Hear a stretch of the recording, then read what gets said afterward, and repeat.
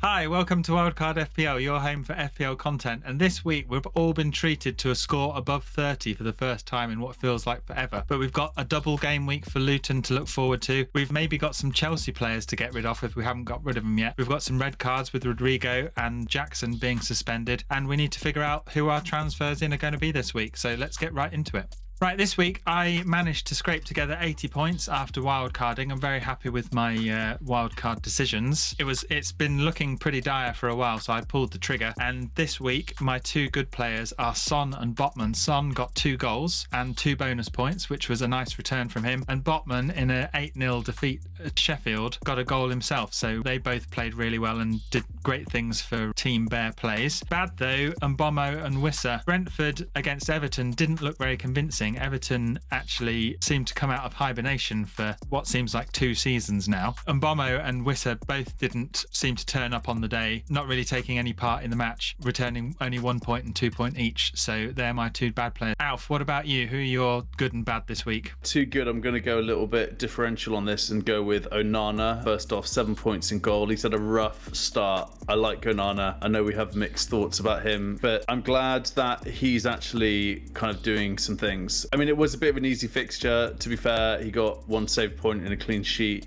But just given the last couple of weeks for him, I'm just really happy that he's seeing a bit of positivity. And I think he might be a keep now. I think the fixture's looking good. So I'm really happy with that. I no longer am looking at Pope or Edison to replace him. And then Estupinian, I'm going to put him in as too good. A lot of people sold him, I think, over the past few game weeks. He got 6 points all in.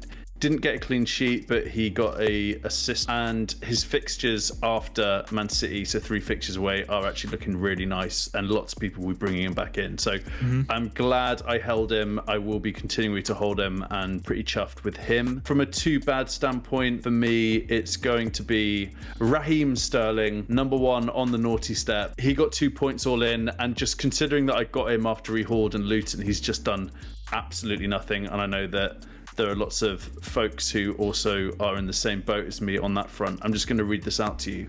Luton, 19 points. Nottingham Forest, 2 points. Bournemouth, 2 points. Aston Villa, 2 points. Just very disappointing since I got him in. He's pretty expensive, so I'm not happy with him and I want to get rid of him ASAP. And then another bad, not so much a bad sort of player, but just a bit disappointing.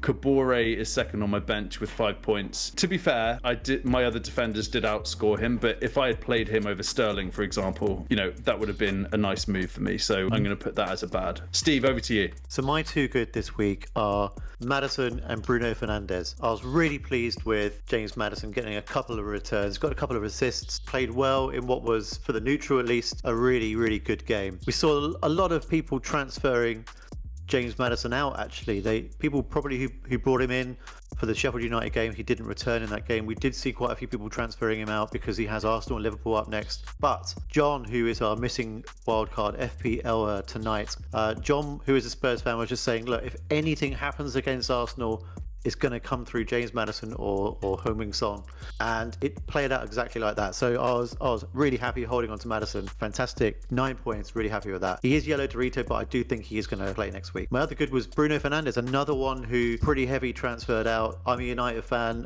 but I'm not a rose-tinted spectacled United fan, but I did still feel like that there was a good player inside of Bruno Fernandes. There was a good FPL player that was going to come out, and he delivered with an absolutely sensational volleyed goal and 10 points all round. My 2 bad this week Julian Alvarez. I think a lot of players got in Julian Alvarez, and it's fair to say that against Nottingham Forest, I stand by the fact it wasn't points chasing. I think most of us in the FPL community who didn't have him got him in. I don't think it was points chasing. It was a great fixture against Nottingham Forest. You would have expected him to haul. He got 1 point, but I don't feel bad about it. I've got him in my team now, and going forwards, I'm happy about that because the person I got rid of for him was Nico Jackson, so it doesn't bother me at all. I'd much rather have Alvarez in my team going forward anyway. The other bad was Ben Chilwell, or Bench Ilwell, who I've started calling him because Poch is benching a guy who is 5.5 million now. I've lost out on Ben Chilwell in terms of the money already. He came on, so I thought at least he's going to get a 1 pointer. He got a yellow card immediately, so push that down to 0. He's a player who, look, I had my Chelsea fire sale. I got rid of Sterling, got rid of Jackson. Ben Chilwell is next up. He is next up on the chopping block. So those are my 2 good and 2 bad this week. Awesome. Thanks, Steve. The big news this week, leading into game week 7, is that Maddison and Saka are both yellow Doritoed right now. Obviously, both of these players are heavily chosen by managers out there, and they're both performing really well, especially in the last couple of weeks. So if those Doritos don't disappear, we need to potentially be talking about good options for replacements. Obviously, they can be benched, and at the moment they are only on yellows and both look like they could be playing. But 2 of our star players out of midfield being yellowed is going to leave a big hole if we're bringing subs on. So what are some good options for managers out there who have these players who are thinking about swapping either one or both of them? Some popular transfers in this week are Son, Salah, Bowen, Gordon and Diaby from Aston Villa. Son and Salah are both performing really well, but they are extremely pricey. I don't have a lot of cash. I can't afford to swap Maddison for Son. If Maddison or Saka were to come out and be a slightly longer term injury, I think I would be looking to go to Diaby. He looks really good. We all know Villa's fixtures are clearing up and becoming quite attractive. So Bowen and JWP, James Ward-Prowse, that ship has sailed. Definitely I'll be looking back at those when their fixture list clears up a bit. I think I'm going to go ahead and hold Maddison and Saka and keep my fingers crossed that they play. Yeah, and Alf, I've heard on the grapevine you quite like the look of Gordon from Newcastle. Are you thinking about potentially bringing him in for either of those players, or maybe later on down the line? He is kind of topic of the week. I think what's played into that a little bit is obviously Harvey Barnes being injured, which from the article I looked at, it said it was months, not weeks. So when you think about the left side of Newcastle, this incredible Premier League team, it really is going to be Gordon. And one other thing to say to that is that he's 5.6 million. So that's an incredible price for a Newcastle asset who's nailed playing on the left in this team. There are 2 kind of counterpoints to that, which I think are really valid. Number 1 is that if he gets 1 more yellow, much like our friend Nicholas Jackson, he will be suspended, which is risky, but I think they'll manage it. You know, Eddie Howe seems like a pretty clued up guy, so I think that they will obviously make him fully aware of that and make sure that that's being managed because they need him. And then the second thing is Champions League. Like, they've got PSG coming up. The fact that Harvey Barnes is now injured is sort of a gift and a curse at the same time because Gordon's going to be absolutely knackered. It is slightly punty, but the good thing about it is that if you've got a decent bench, you can just kind of stick him on the bench, or you can play him and hope for the best. But it is something I'm considering. The larger point as well is that if you were to do perhaps Sterling to Gordon, you can save 2.1 million at this point, and you can perhaps then think about Trippier or Salah down the road. So for me, if I go Sterling to Gordon, it's going to free up £4 million all in, and I think it's a good punt. Just look at your bench, and if you've got not a very strong bench, then perhaps make the move. But again, wait till the press conferences, wait till later on in the week. But yeah, Diaby, Gordon, I think are the 2 for me that are really kind of hot property. JWP as a third choice there for me, I think is one to look out for as well. One thing that managers will be looking to change if everybody else is fit is their Chelsea assets. Steve, I know you're still holding Chilwell, and there's managers out there who have got Jackson, who's just been suspended after too many yellow cards and not enough action. In terms of defenders, is there somebody you're looking for this week, or are you going to put Chilwell on the bench and hope for the best with your doggy, do you think? I did what I could last week to get rid of my Chelsea players. I said in the previous video, if they didn't do well again, it will be a Chelsea fire sale, and that's exactly what it was. The only reason I couldn't get rid of Chilwell is because I also had Rico Henry. Rico Henry is an amazing player, and it's such a shame he's out for the season. I got in Botman for Henry, 4.5 to 4.5. I did really well with that. That's probably the first thing that's gone well in ages for me. So next up would then be, do I double up on the Newcastle defence? I can go Chilwell to pretty much anywhere because Chilwell is so expensive. The only players I can't get in for Chilwell are Trippier and Trent. I've no interest in Liverpool's defence right now. Great team going forward, but they're shipping goals at the back. Chilwell to Fabian Schär looks pretty attractive to me right now, but I'm thinking maybe do I go to Matty Cash earlier than I was planning on? Right now my decisions are going to be Chilwell to another Newcastle defender, could be Dan Burn, could be Schär, or Chilwell to an Aston Villa defender. And if it was going to be a Villa defender, it it'll be Matty Cash. Both of those moves are on the table right now. Yeah. And up front, Nico Jackson, he's obviously well within the top 10 of top transfers out this week, as he probably should be. In terms of forwards coming in, Alvarez flip-flops between most sold and most bought nearly every week. He only got a one-pointer and came off at 58 minutes, I think. Pep treated us all to a one-pointer this week. Trolling. Unbelievable. A lot of people this week are looking at Morris from Luton. A lot of people are looking at a lot of Luton players this week with their double. Obviously, Burnley have got a double as well. Alf, you've got Kabore on your bench. Are you going to be thinking about playing Luton players for this double? And do you think the hype is worth it? Yeah, so I've actually have Kabore starting as things stand. They have a double game week. Everton away, Burnley home. Like, fantastic fixtures. Fantastic double game week. I didn't plan for it. This change happened, I think, right at the beginning of the season where Luton Stadium wasn't quite ready. I just got Kabore in because he was cheap, and it's turned out that now I have a really good asset for this coming week. It's great to get excited about any kind of double game week, and I do really like them, but I don't think this one is one where you should go out and actively go and rip up your team for someone. I'm only playing Kabore because I have him. I think when you look at Morris, there will be some people who want to... People get different things out of this game, right? Like, you're going to have people who just want to go for a punt and see how it goes. They want to win the game week, perhaps, and get as far up the ladder for one particular game week at a time, and they're going to go for those punts. And I respect that. That's not how I play the game. I try to think long term and get my rank in the best possible place. So I think it depends on what you want to do, but from my perspective, I wouldn't be knee-jerking from Alvarez to Morris or anything like that. It's just not something I want to do. I've already got one, so why would I go and get another? You know, I already have a bit of a stake on that game week, so there's no need for me to go and get someone else. I'm in exactly the same position. I wildcarded this week, as I said, and I brought in Bell from Luton only because he was 4 million. It was for no other reason than that. And I will be playing Bell this week because he's got the double. I certainly wouldn't be bringing him in for another defender if I didn't have him. And my hopes for Bell right now against Everton and Burnley is just that he doesn't let 5 goals past in every game. If he gets 4 points for just 2 90-minute appearances, then that's great. And my other defenders, apart from my Newcastle assets, have pretty tough games. So 4 points for a defender looks pretty nice. But would I get Bell in? Absolutely not. I don't think Luton players or Burnley players are the right choice over pretty much anybody. And if you are looking for Jackson replacements, Alvarez is still a really strong choice, as is Wissa. Although neither of them got really much this week to write home about, they are much better choices than Luton. Maybe Luton score 1 goal in those 2 games. It's not guaranteed that they're going to get anything out of these 2 games, and I would be very careful about bringing them in if that's what you're planning. People like Alvarez and Wissa and Ollie Watkins, if you've got the cash, can score more in their 1 game than those strikers can score in their 2 games. The defence is probably where you got more chance. There is every chance you could be hearing the word nil a lot in these double game weeks, and therefore you do not want to be transferring in strikers. You know what? I say God bless to the guys who are going to triple captain Morris, and maybe he's going to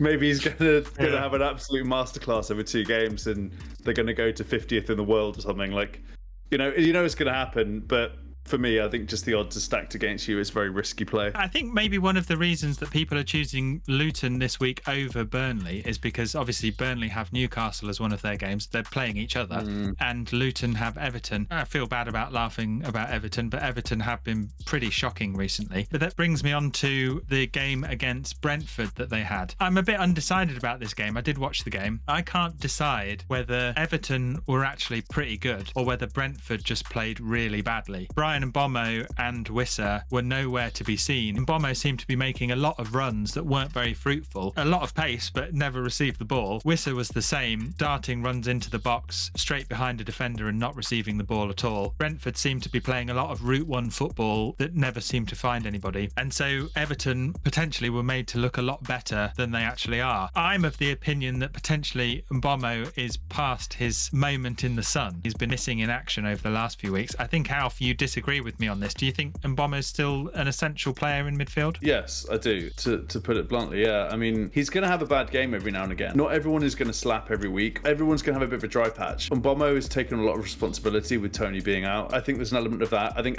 I saw the game as well. I thought Everton were actually pretty good for once. It was one of those nights, in my opinion. Mbeumo is a midfielder playing in attack for Brentford, and he's on penalties. That's all I've got to say on it. Steve, what do you think? Like, would you agree with that? I think you're totally right, Alf. We see this a lot. People are crazy one week, and then then it's bad for a couple of weeks. But that's football. And Mbeumo will have some good weeks, he'll have some bad weeks. There's every chance that it was a bit complacency. Everton been playing so badly. Guys just turn up and beat them. Their next fixture is against Nottingham Forest.